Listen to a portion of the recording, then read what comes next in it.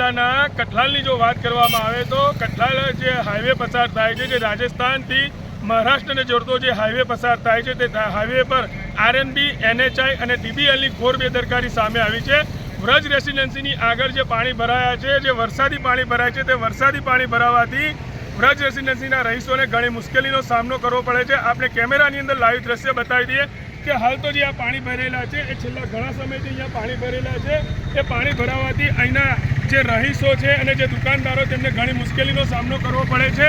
અને છેલ્લા 3 દિવસથી આરએનબી, એનએચઆઈ અને ડીબીએલને અહીંના રહીશો દ્વારા રજૂઆત કરવામાં આવતી હોવા છતાં ડીબીએલ, આરએનબી અને એનએચઆઈ ઘોર નિંદ્રામાં હોય તેવું લાગી રહ્યું છે અને એક ડીબીએલની એક બીજી ઘોર બેદરકારી સામે આવી છે કે જ્યાં આ વ્રજ રેસિડેન્સી આગળ જે પાણી ભરેલા છે, તે પાણીનો નિકાલ કોઈની પ્રાઇવેટ જગ્યા ઉપર જે નિકાલ કરવામાં આવ્યો છે અને હાલ તો આરએનબી જોડે, એનએચઆઈ અને ડીબીએલ વાળા પાસે કોઈપણ જાતનો પાણીનો યોગ્ય નિકાલ થાય તેવી કોઈપણ જાતની કાર્યવાહી કરવામાં આવી નથી। કેમેરામેન રેહાન બેલીમ સાથે ઇમરાન વોરા, લાઈવ 24 ન્યૂઝ, ખેડા, કઠલાલ।